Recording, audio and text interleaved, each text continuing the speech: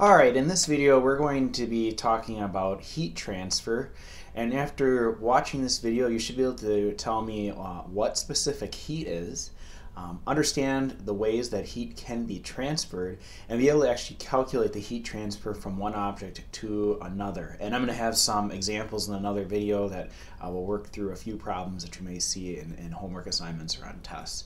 And if you're looking to read the pages in the book pages would be page 317 through 322 is where this video is coming from. And so let's get right into it. The first question is, what is heat? Heat is actually a form of energy, and heat is going to always be transferred from a object of higher energy to an object of lower energy. It's just kind of the way nature works. And so I have two pictures here, one of a hot steaming coffee mug, and basically that is warmer than the surroundings, and so the heat from the coffee mug is going to be transferred to its surroundings, which would be the air. In the second picture I have a can of soda, which we're going to assume is cold, and basically the surroundings are going to warm it because the atmosphere is warmer than, say, the can of soda. Okay, so heat flows from high to low energy. And basically heat can be transferred in three ways, and those ways are through conduction, convection, and radiation. And the first way in which we want to talk about heat transfer is conduction. And conduction is heat transfer from one object to another through touch. So there must be some physical contact going on between the two objects. And so here I have one of my favorite holiday movies, The Christmas Story, where this kid, I forget his name off the top of my head, sticks his tongue to a flagpole. His tongue is warmer than this cold flagpole and it gets stuck to the flagpole. And that would be an example of conduction. The heat from his tongue is being transferred to the pole. And the second picture, I have a picture of hot chocolate with a spoon, a metal spoon. The metal spoon is being heated by the hot chocolate because it is in direct contact with that hot liquid. And that's basically all conduction is heat transfer from one object to another through touch.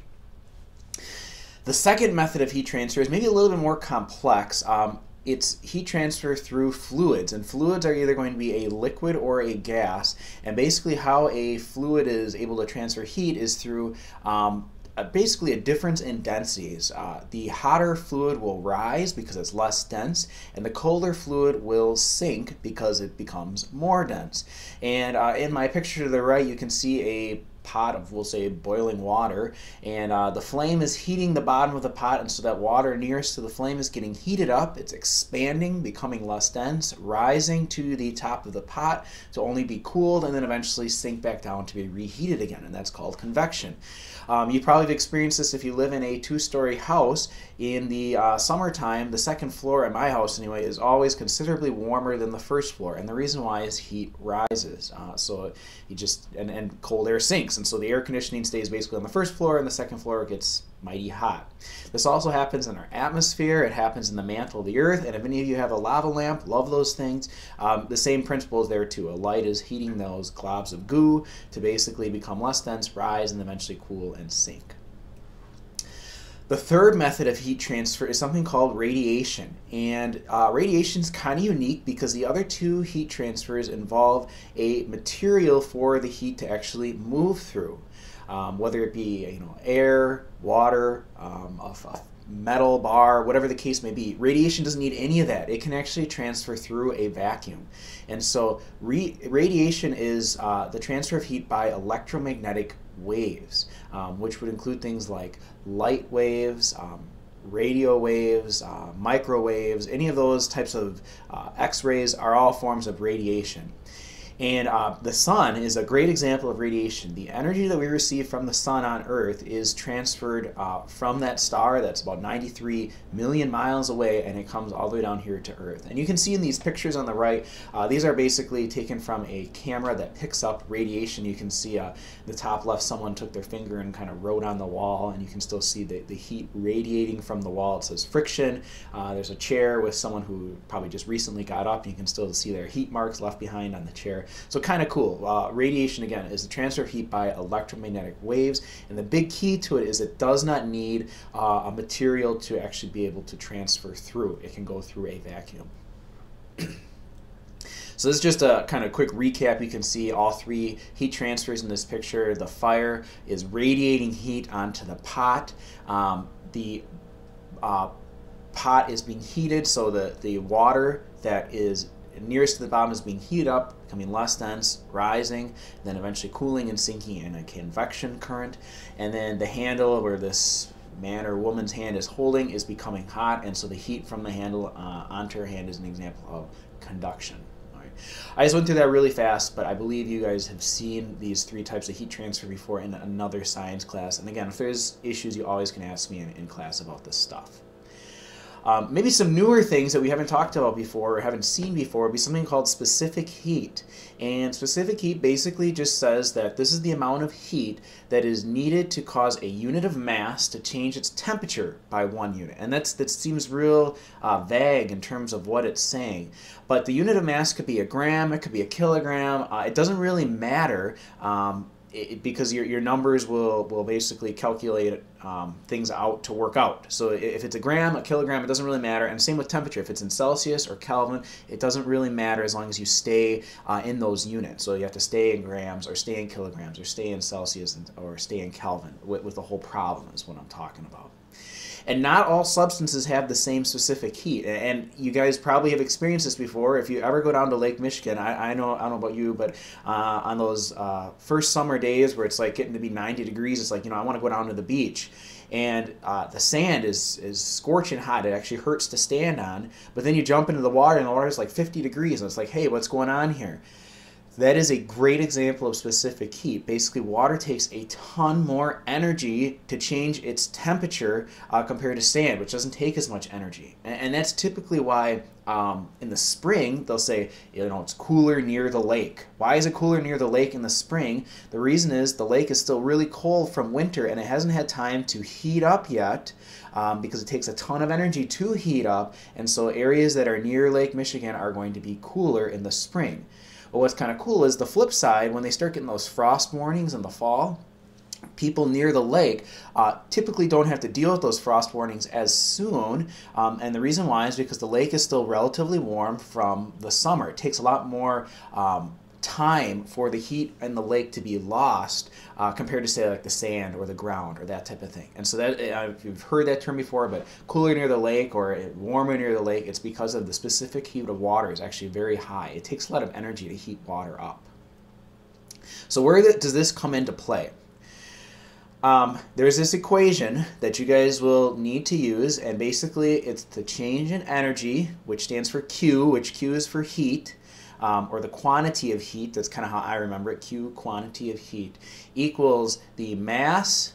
I got all this great stuff. Let me throw this up here real quickly. The mass times the specific heat times the change in temperature. Okay, and in this equation I have it shown as kilograms and Kelvin, but it actually can be grams and Celsius. That's okay too. And specific heat is something that you frankly are just going to look up on a chart, or I'm going to tell you what the specific heat of the object is. So water has a different specific heat than, say, glass, and glass is a specific heat, say, compared to sand. So I'll give you those numbers, or I'll have a chart for you. That is not something you'll need to memorize. But this equation, Miss Nesbitt had told me Q equals MCAT. And that's actually not a bad way to remember this. Okay, Q equals MCAT, and the A is the delta T, which means change in temperature. Okay. So there's something called a calorimeter, and basically a calorimeter is a device that's used to measure the change in thermal energy.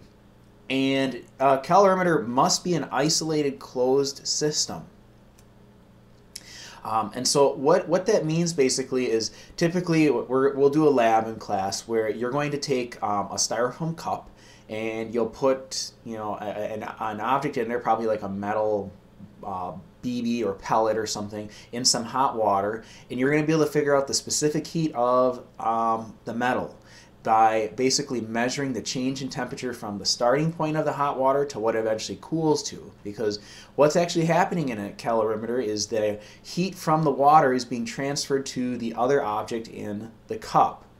And so I've got all these crazy letters and stuff going on here, but basically if the system is closed, which means basically no additional heat from outside sources is interacting with the system, the change in energy is 0 from what it starts with. Okay, so let's say I have some water and it's 90 degrees Celsius, and I put a metal marble in there, and it's real cold, the marble. And I put it in there and I measure the change in the temperature, and let's say the water drops down to 86 degrees Celsius. Well, where did that 4 degrees Celsius of heat go? The idea is that that heat went to the marble to heat the marble up. So the marble's temperature has changed. And you watch for what's called thermal equilibrium, which was talked about in a previous video. Once that is reached, once the temperature of the system is the same throughout, then you can figure out basically a few different things, such as like the specific heat of the substance and the amount of energy that was needed to change the substance and all that good stuff. And those will be examples that you'll see later on in class. So these guys, if it gains temperature, so let's go back to my example of this metal marble. If it gains temperature, it will have a positive sign. Okay. If it loses temperature, it will be negative. Okay, so the water would have a negative change in energy, or a negative Q, and the marble would have a positive change in energy, or a positive Q, because it gained energy. And the heat lost by one object must equal the heat gained by the other object. And that's why I'm saying it has to be an isolated or closed system. You can't be adding heat from, we assume heat from the outside of the styrofoam cup is not interacting with what's going on inside the styrofoam cup. And this picture might kind of help explain it a little better, maybe not, but this is supposed to be a styrofoam cup, and now in here there's ice cubes in this water, and basically what you might do is you might wait until all the ice cubes are melted, and you figure out then what is the final temperature of this water. And from that you can figure out the specific heat of water, you can figure out how much energy it took to change the temperature of the water, all these kind of cool things. And basically these arrows have red X's on it because we are assuming that there is no interaction with the outside in a calorimeter. And this equation can be written as such. This is the specific heat equation that you guys were using before. The specific heat of one object will equal the specific heat of another object. And again, I will have an example of this in another video showing you actually how to do a problem such as this, and that may make more sense. So if this is sounding confusing to you, don't worry, watch the other video or just, again, come to class with questions. In recap, heat is basically energy, and it's transferred between, typically in our class we're going to worry about 2 objects. We're not going to start throwing in 3, 4, or 5 objects. Heat is transferred between 2 objects, and it flows from the warmer object or the higher energy object to the cooler object, the lower energy object. And how it flows will depend on the method of heat transfer, either convection, conduction, or radiation. The symbol for heat is Q, and it's measured in joules, okay, which is the unit of energy. And it does have a relationship to temperature. Heat and temperature, they are related, but they are not the same thing. And if you're confused about that, watch the lesson 1 video about basically what's the difference between heat and temperature, was what that video was all about. Heat is dependent upon 2 things. It's dependent upon the temperature and the mass. So to change the heat of an object, you can either increase the temperature, or you can add more of the substance. And again, what temperature is a measure of the average kinetic energy of the particles. And if you have a negative sign, basically you've lost energy. If you have a positive sign, you've gained energy. And so you'd have a negative Q or a positive Q. We will see you guys in the next video.